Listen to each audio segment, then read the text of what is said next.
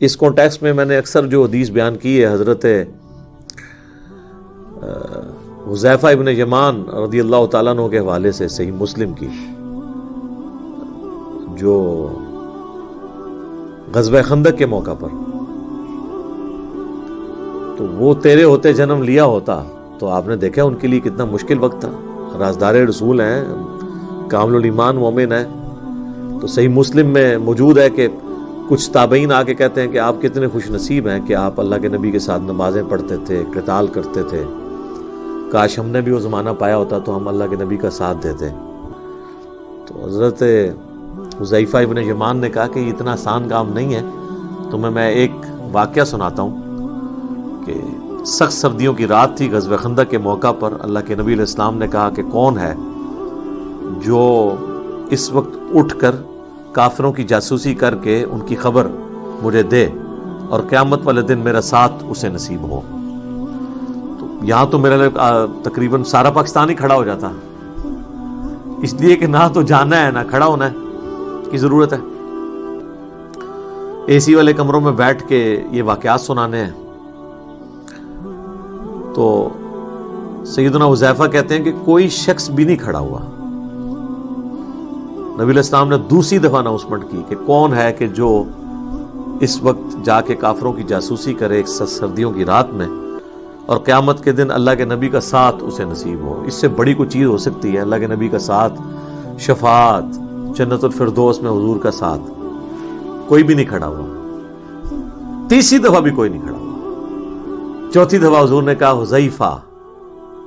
تو کہتے ہیں میں نے دل میں سوچا کہ اب تو اٹھنا پڑے گا، اب تو اسپیسیفکلی حکم، اب تو ایمان والا معاملہ ہے۔ پہلے تو کوئی بھاگنے کی گنجائش تھی کیونکہ جنرل حکم تھا۔ تو کہتے ہیں کہ میں اٹھا تو حضور علیہ السلام نے فرمایا کہ جاؤ کافروں کی جا کے جاسوسی کر کے مجھے خبر دو، اور دیکھنا کوئی ایسی ویسی حرکت نہیں کرنی ہے کہ ہمارے لیے بعد میں تم مصیبت کوئی کھڑی کرے دینا۔ تو کہتے ہیں کہ میں اٹھا تو اس وقت بڑے بوجھل دل کے ساتھ اٹھا، لیکن جیسے ہی اٹھا تو مجھے ایک نہ نظر آنے والا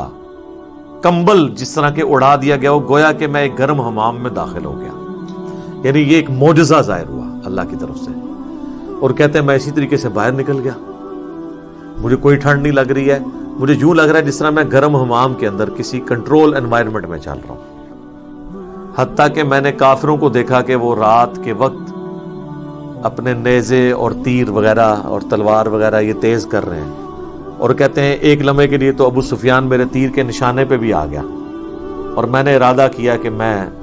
اس کا کام تو ختم کروں نا، کیونکہ وہ سردار تھا کافروں کی طرف سے۔ پھر مجھے حضور کی نصیحت یاد آئی کہ کوئی نواں موازنہ کھول کے آ جائے، تو میں پھر رک گیا۔